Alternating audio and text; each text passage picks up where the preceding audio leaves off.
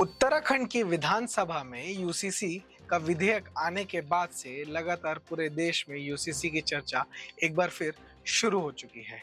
समान नागरिक संहिता का बिल जहां उत्तराखंड की विधानसभा में पास हो चुका है, वहीं अब उत्तराखंड देश का दूसरा ऐसा राज्य बनने जा रहा है जहां यूसीसी लागू होने वाला है। अब देश के मेन स्ट्रीम मीडिया से लेकर सोशल मीडिया तक और अखबारों से लेकर सामान्य आम जनमानस की चर्चा तक यूसीसी की बात होने लगी है। लेकिन अभी भी यूसीसी को लेकर कई तरह की भ्रामक जानकारियां फैलाई जा रही हैं। यूसीसी को लेकर कई तरह की ऐसी बातें की जा रही है जो ना ही कानूनी रूप से सही है और ना ही सामाजिक रूप से। तो चलिए जानते हैं, आफ्टर ऑल ये uniform civil code, common civil code और ये समान नागरिक संहिता आखिर क्या है। मैं हूं शुभम उपाध्याय और आप देख रहे हैं द नैरेटिव।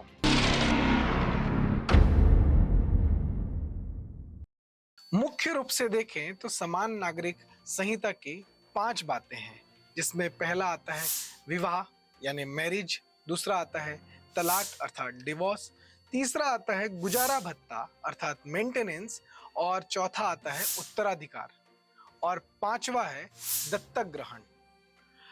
ये पांचों ऐसे टॉपिक हैं जो सबसे मेन यूसी से जुड़े हुए हैं और कुछ ऐसे जो असामाजिक तत्व हैं जो इससे जुड़े भ्रामक जालों को फैलाने का प्रयास कर रहे हैं। अब अगर इससे जुड़े कुछ भ्रामक शब्दों को या तथ्यों को या कुछ ऐसे जानकारियों को समझने का प्रयास करें तो उन्हें कुछ बिंदुओं में समझा जा सकता है। जैसे पहला है कि यह कानून हिंदू मुस्लिम के विवाद के लिए है। तो वास्तविकता यह है कि इसका हिंदू मुस्लिम के वाद विवाद से कोई संबंध नहीं है। इसका बहुसंख्यक अल्पसंख्यक जैसे शब्दों से भी कोई लेना देना नहीं है। यही कारण है कि इसे यूनिफॉर्म के बजाय एक कॉमन सिविल कोड नाम दिया गया है। अगर इस कानून के पक्ष विपक्ष में वास्तव में चर्चा करनी चाहिए तो इसके प्रावधानों पर होनी चाहिए। मतलब स्पष्ट रूप से अगर समझे तो यह कानून भ्रामक विषयों पर उलझने के बजाय अगर इसे सही नजरिए से देखा जाए तो यह एक प्रोग्रेसिव कानून है। विगत 75 सालों में जिन अधिकारों से महिलाओं और बच्चों को वंचित रखा गया है वह इस कानून से उन्हें मिलने वाला है। अतः अगर इसका एकमात्र उद्देश्य इस कानून का हम समझे तो यह कह सकते हैं कि महिलाओं और बाल अधिकारों को यह कानून सुनिश्चित करने वाला है।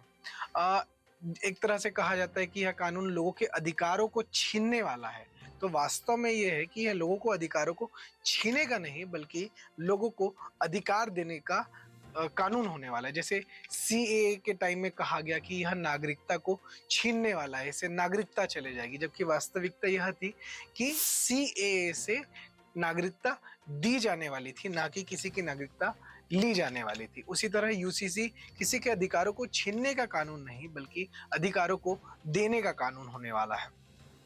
अगर सही शब्दों में कहा जाए तो यह कानून सामाजिक न्याय की दिशा में एक बड़ा और ऐतिहासिक कदम साबित होगा।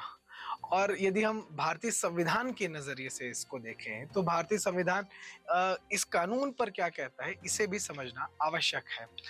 भारतीय संविधान के भाग 4 के अनुच्छेद 37 में कहा गया है कि संविधान के इस हिस्से में निहित उपबंध न्यायालय द्वारा प्रवर्तनीय नहीं होंगे।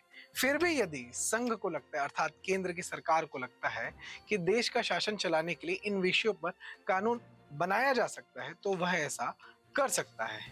मतलब इसका सीधा सा अर्थ है जो संविधान में भी प्रावधान है कि इस आधार पर समान नागरिक कानून सरकार बना सकती है क्योंकि वह इस सूची का हिस्सा है।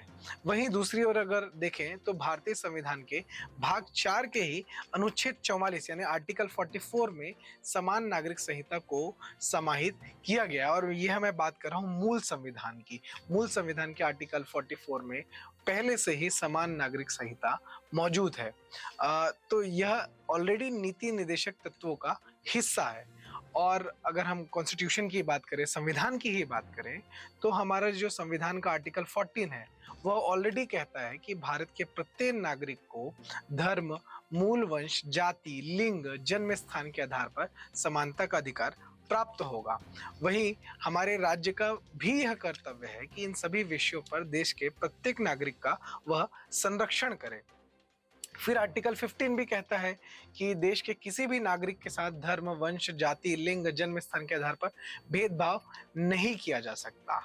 तो भारत के संविधान का प्रियम्बल यानी जो भारत के संविधान की उद्देशिका है वह भी सामाजिक न्याय की बात करती है। जैसा कि उसमें कहा गया है कि अभिव्यक्ति, उपासना और विश्वासों को स्वतंत्रता दी गई है। जो हमारा प्रियम्बल है वह साफ साफ कहता है कि हम भारत के लोग भारत को एक संपूर्ण प्रभुत्व संपन्न बनाने के लिए तथा उसके समस्त नागरिकों को सामाजिक न्याय, विचार, अभिव्यक्ति, विश्वास, धर्म और उपासना की स्वतंत्रता, प्रतिष्ठा और अवसर की समानता प्राप्त करने के लिए तथा उन सब में व्यक्ति की गरिमा और राष्ट्र की एकता और अखंडता सुनिश्चित कराने वाली बंधुता बढ़ाने के लिए दृढ़ संकल्पित होकर अपनी संविधान सभा में दिनांक 26 नवंबर 1949 को एतद द्वारा इस संविधान को अंगीकृत, अधिनियमित और आत्मसमर्पित करते हैं। तो अर्थात संविधान भी यही कह रहा है और संविधान की 7वीं अनुसूची राज्यों और संघ के बीच अधिकारों को स्पष्ट रूप से परिभाषित भी करती है। इसके समवर्ती सूची में विवाह और विवाह विच्छेद, शिशु और अवयस्क, दत्तक ग्रहण, विल, उत्तराधिकार, अविभक्त कुटुंब और विभाजन जैसे विषय शामिल है। अतः इन विषयों पर केंद्र की सरकार कानून बना सकती है। संविधान में जो नीति निदेशक तत्व हैं या प्रियम्बल जिसे हम प्रस्तावना कहते हैं, उद्देशिका कहते हैं, वो हो या मौलिक अधिकारों की बात करें जो फंडामेंटल राइट्स होते हैं, इन सभी के आधारों को जब हम एनालिसिस करते हैं, संविधान में लिखे हुए चीजों को एनालिसिस करते हैं, तो यह स्पष्ट रूप से समझ आता है कि भारत के किसी भी नागरिक को समान नागरिक संहिता से वंचित नहीं किया जा सकता। अब कई तरह की चीजें इसमें आ रही है कि इस कानून के लागू होने से विभिन्न धर्मों के वैवाहिक रीति रिवाजों पर असर पड़ेगा। कुछ ही समाज को भड़काया जा रहा है कि उनके विवाह को बदल दिया जाएगा और पूरे देश में एक तरह का विवाह का तरीका होगा। तो यह भी एक सही तरीके से देखा जाए तो इसका उत्तर है ऐसा बिल्कुल नहीं होने वाला है। दरअसल समान नागरिक संहिता से किसी भी धर्म, मजहब, पंथ, संप्रदाय और मत के अपने अपने रीति रिवाजों पर कोई भी असर नहीं पड़ने वाला है। वास्तव में नागरिक संहिता के विरोध में इसी एक बिंदु को बढ़ा चढ़ाकर पेश किया जा रहा है, जबकि सच्चाई यह है कि देश के सभी धर्मों और उनकी संस्कृति एवं रीति रिवाजों पर नागरिक समान संहिता का कोई प्रभाव नहीं पड़ने वाला है। जैसे मुसलमान निकाह करते हैं, सिखों में आनंद का राज होता है, हिंदुओं में अग्नि के समक्ष फेरे लिए जाते हैं और ईसाइयों में होली मैट्रिमनी होती है। ये सारी चीजें अपने जैसे रीति रिवाज से चली आ रही थी, उन्हीं रीति रिवाजों और मान्यताओं के अनुसार ही चलते रहेंगे। इसके अलावा देश का जो जनजाति समाज है उनको भी भड़काने के लिए अलग अलग तरीके की चीजें सामने लाई जा रही है। उन्हें कहा जा रहा है कि समान नागरिक संहिता आ जाएगा तो उनके रीति रिवाजों को प्रभावित कर देगा, उनकी जो रूढ़ी परंपरा है उसको प्रभावित कर देगा, या जनजातियों की जो उनकी अपनी जो परंपराएं हैं उसे खत्म कर दिया जाएगा। तो इसका उत्तर भी यही है कि ऐसा कुछ भी नहीं होने वाला है। समान नागरिक संहिता से देश के किसी भी जनजाति के किसी भी रीति रिवाजों पर किसी भी तरह का नकारात्मक प्रभाव नहीं पड़ेगा। वास्तव में उनके तौर तरीकों से इस कानून का कोई संबंध ही नहीं है। देश में उनके संरक्षण के लिए भारत सरकार और भारत का संविधान, जो भारत की संविधान सभा है, दोनों में अच्छे से व्यवस्था की गई है। जनजातियों के धार्मिक एवं सांस्कृतिक संरक्षण के लिए ऑलरेडी पहले से ही कानून बनाए गए हैं। जैसे अगर हम उत्तर पूर्व की बात करें तो आर्टिकल 371A है, जिसमें नागा जनजातियों की सामाजिक एवं पारंपरिक परंपराओं को संरक्षण मिला हुआ है। इसके अंतर्गत नागाओं की धार्मिक एवं सामाजिक प्रथाओं पर संसद का कोई भी अधिनियम तब तक लागू नहीं होता है जब तक नागालैंड की विधानसभा संकल्प पारित कर उसका अनुमोदन नहीं करती है। इसी तरह आर्टिकल 371 का जो जी है पॉइंट, उसमें मिजो जनजातियों के लिए भी इसी तरह के प्रावधान को उसमें शामिल किया गया है कि जब तक वो मिजोरम की विधानसभा से संकल्प पारित होकर अनुमोदन नहीं होगा वो चीजें वहां पर लागू नहीं होगी। ऐसा ही आर्टिकल 338 ए में जैसे राष्ट्रीय अनुसूचित जनजाति आयोग का उसको गठन करने का जो प्रावधान है, जिसे एनसीएसटी कहते हैं, national commission for scheduled tribe, यह आयोग भी जनजातियों के संरक्षण, कल्याण और विकास में एक बड़ी भूमिका ऑलरेडी निभा रहा है। यह ग्राउंड पर ऑलरेडी काम कर रहा है। इसके अलावा अनुसूचित जनजाति और अन्य पारंपरिक वन निवासी जो वन अधिकार की मान्यता प्राप्त अधिनियम 2006 भी संसद ने पारित किया हुआ है। इसके अंतर्गत भी वनों पर निर्भर जनजातियों के पारंपरिक ज्ञान और पारंपरिक प्रथागत अधिकारों को कानूनी संरक्षण ऑलरेडी दिया गया है। तो जो भारतीय संविधान है उसमें जनजातियों और उनके रीति रिवाजों के संरक्षण के लिए ऑलरेडी जो व्यवस्थाएं की गई है उसमें कहीं पर भी कोई प्रभाव नहीं पड़ने वाला है। यूसीसी से, कॉमन सिविल कोड से जनजातियों की, उनकी रूढ़ी परंपरा, उनकी पारंपरिक चीजों पर कोई प्रभाव नहीं पड़ेगा। यह इसका कंप्लीटली सार है। अगर हम संविधान सभा की बात करें, जो 1946 से 1949 के बीच जो संविधान सभा बैठी थी, उस पे भी कॉमन सिविल कोड को लेकर, यूनिफॉर्म सिविल कोड को लेकर कई तरह की चर्चाएं हुई। तो अगर उनमें अगर हम समझे, उन डिबेट्स को हम देखें, तो संविधान सभा का क्या मत था इसको लेकर, वो भी समझना बहुत जरूरी है। जैसे संविधान सभा में मौलिक अधिकारों की जो उप समिति थी, उसके अधिकतर सदस्यों ने समान नागरिक संहिता को या कानून को जल्द से जल्द लागू करने का प्रस्ताव रखा था। जो समिति के जो सदस्य थे, जैसे एम.आर. मसानी, हंसा मेहता और राजकुमारी अमृत कौर, इन लोगों ने कुल मिलाकर खुद से यह कहा था, we are of the view that uniform civil code should be guaranteed to the Indian people within a period of 5 or 10 years in the same manner as the right to free and compulsory primary education has been guaranteed by clause 23 within 10 years। मतलब इनका कहना था कि आगामी 5 से 10 वर्षों के भीतर ही यूसीसी को लागू कर दिया जाना चाहिए, इसे सोसाइटी में उतार देना चाहिए, यह देश में एक कानून बन जाना चाहिए। राजकुमारी अमृत कौर ने यह भी प्रस्ताव रखा था इस पूरे विषय के साथ ही कि समान नागरिक कानून को मौलिक अधिकारों में भी समाहित कर दिया जाना चाहिए। उन्होंने यह बात संविधान सभा की एडवाइजरी कमेटी को एक पत्र लिखकर, एक लेटर लिखकर कहा था। इसके अलावा जब 1948 में 9 अप्रैल को संविधान सभा में हिंदू संहिता को प्रस्तावित करने की बात चल रही थी, उस समय रोहिणी कुमार चौधरी, उन्होंने इसे प्रस्तावित करते हुए कहा था कि उत्तराधिकार के लिए और विवाह के सांप्रदायिक कानूनों का सांप्रदायिक विधान नहीं, बल्कि एक समान नागरिक संहिता होनी चाहिए जो सभी समुदायों, सभी वर्गों के प्रत्येक व्यक्ति पर एक जैसे ही लागू हो। उनका कहना था कि वास्तव में धर्म, पंथ, जाति के अनुसार विभेद किए बिना यदि यह सब नागरिकों पर लागू होगी तो मैं इसका समर्थन करता हूं। अनुच्छेद 44 पर भी इसी तरह की कई चर्चाएं हुई और इस चर्चा को करते समय जो डॉक्टर बी.आर. अम्बेडकर थे, उन्होंने भी यूसीसी का अर्थात समान नागरिक संहिता के पक्ष में अपनी बात कही थी। 22 नवंबर 1949 को हंसा मेहता ने स्पष्ट रूप से कहा था कि यह बहुत महत्वपूर्ण है कि यदि एक राष्ट्र का निर्माण हम करना चाहते हैं तो हमारी नागरिक संहिता भी एक होनी चाहिए। इसी तरह 1951 में जब प्रोविजनल पार्लियामेंट पर कार्यवाही चल रही थी, उस समय जब हिंदू कोड बिल पर चर्चा चल रही थी, तब कई सदस्यों ने 5 फरवरी को समान नागरिक संहिता के पक्ष में अपने मत दिए थे। इस दौरान इसमें विनायक सीतारमण सरवटे, इंद्र विद्याचास्पति और जी.आर. कपूर जैसे नाम प्रमुख रूप से शामिल थे, जो कि भारत में उस समय संविधान सभा में और उस पार्लियामेंट में काफी एक्टिव रूप से और काफी इंटेलेक्चुअल रूप से उसमें शामिल थे। इसी हिंदू कोड बिल पर जब 7 फरवरी 1951 को चर्चा हुई तो उस दौरान सेठ गोविंद दास ने भी समान नागरिक संहिता पर अपना समर्थन दिया था।